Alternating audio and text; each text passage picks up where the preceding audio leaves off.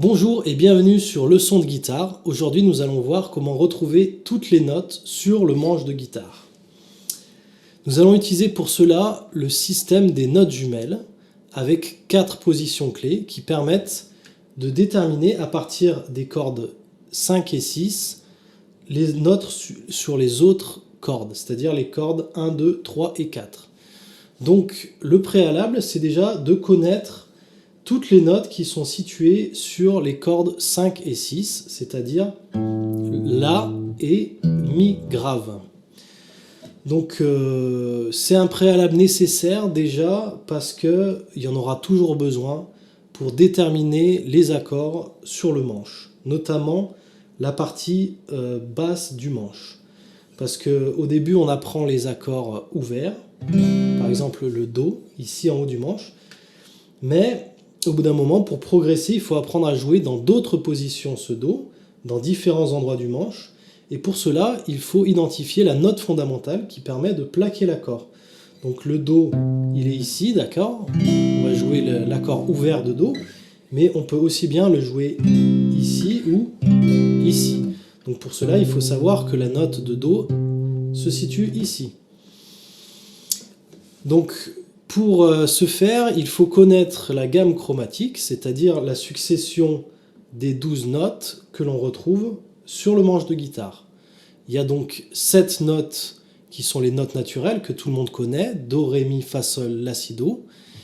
Et entre ces notes, il y a des notes intermédiaires qui sont tout ce qui est les dièses. Donc entre chaque note naturelle, il y a un dièse, sauf entre le Mi et le Fa, et le Si et le Do. Pour s'en rappeler, il suffit de se dire qu'après toutes les notes qui finissent par la lettre I, Mi et Si, on passe directement à une autre note naturelle, et non une altération, c'est-à-dire un dièse. Donc, quand on connaît ces cordes à vide, on sait que là, il y a un Mi en sixième corde, et en cinquième corde, on a le La.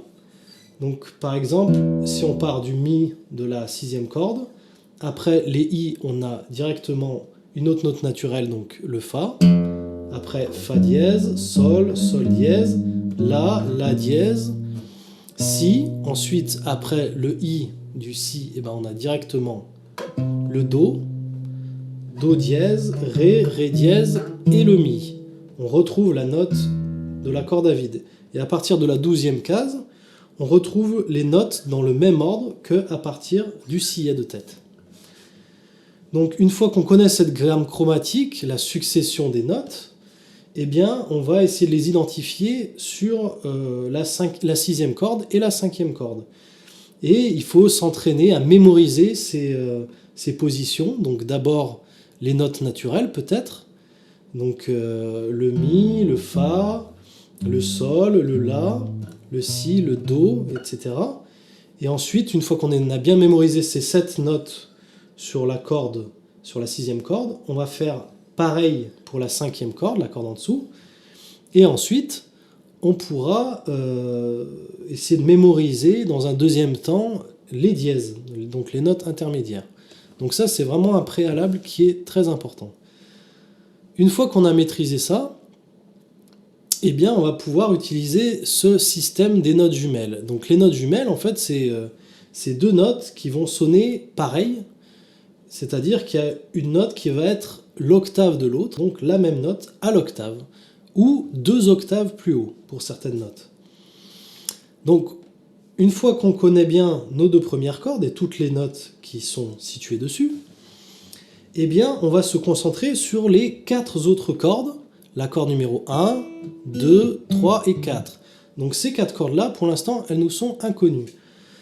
Donc, l'idée avec ce système, c'est on va partir pour déterminer une note sur la première corde. Donc pour ça, on va utiliser la position 1.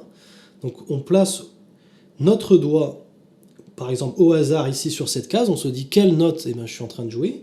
Donc on place le majeur qui est sur le schéma la note en orange, c'est-à-dire la note qu'on ne connaît pas. Et ensuite, on va poser 5 cordes plus haut notre index. C'est la note qui apparaît en vert sur le diagramme. Et là, on voit que c'est les mêmes notes. c'est normal parce que la première corde et la sixième corde sont accordées pareil, en mi. Donc, à partir de cette position, qu'on peut décaler horizontalement sur le manche, eh bien, on a les deux notes identiques. Donc, si je prends une note au hasard, celle-là, je plaque mon index sur la sixième corde, j'identifie la note, par exemple ici c'est un si, et comme ça je sais qu'ici j'ai un si. Voilà, donc maintenant, une fois qu'on a passé cette étape de la première corde, on va aller sur la deuxième corde. Si on cherche à déterminer une note sur la deuxième corde, eh bien on va partir sur la position de deuxième corde, deuxième position. Donc là, on va poser l'index sur la note qu'on veut déterminer. Par exemple, cette note-là. Et bien ensuite, on applique la position numéro 2, on décale de 2 cases vers la droite et de 3 cordes vers le haut, notre deuxième doigt, qui est l'annulaire. Et là, eh bien, on a les deux mêmes notes. Donc, avec l'annulaire, on est sur la cinquième corde, que c'est une corde qu'on est censé connaître. Donc, on sait qu'ici, on a un mi. Et donc, ici, on a aussi un mi. Voilà, donc c'est l'octave du mi. On joue un intervalle d'octave.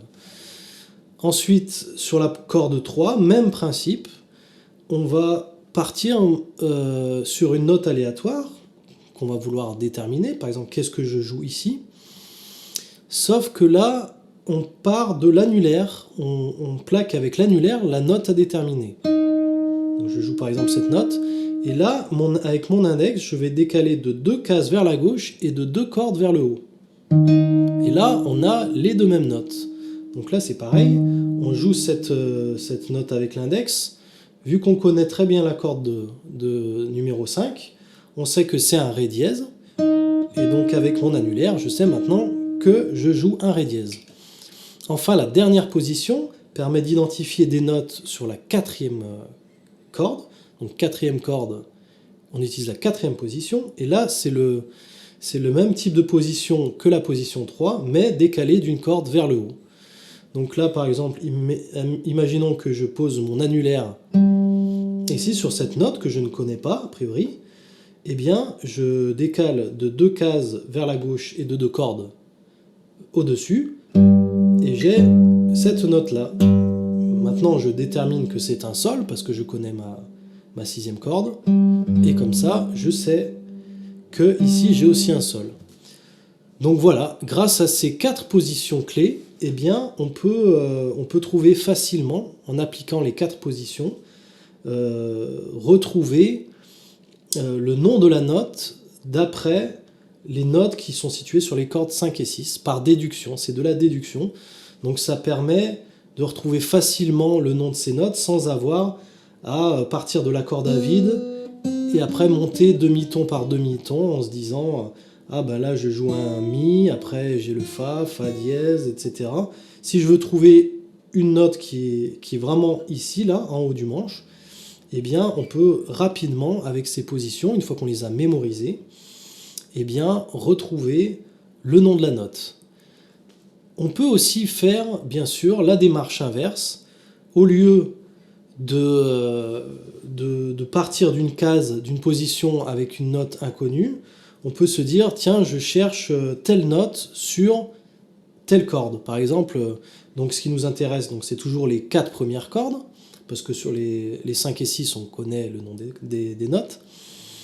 Donc, par exemple, imaginons que je veux trouver un La, par exemple, sur la 3e corde. Eh bien, je pars de la position 3, la position clé 3. Donc, je place mon index sur un La. Donc là, par exemple, c'est la corde à vide. Donc, c'est comme si je posais mon doigt sur le sillet. Et j'utilise mon annulaire que je décale donc de 2 cases vers la droite et de 2 cordes plus bas. Voilà, donc ça c'est la position 3. Donc maintenant, je sais que mon La en 3e corde, il est ici. Et ce serait valable n'importe où. En décalant horizontalement, on a le même système. Voilà, donc on a vu les 2 pendants de ce système qui sont très utiles pour retrouver facilement toutes les notes sur le manche. Voilà, donc maintenant je vous laisse vous entraîner et j'espère que cette vidéo vous aura plu et qu'elle vous aura été utile. N'hésitez pas à laisser des commentaires et à liker cette vidéo. Sur ce, je vous souhaite une très bonne continuation et je vous dis à très bientôt pour une prochaine vidéo. Salut!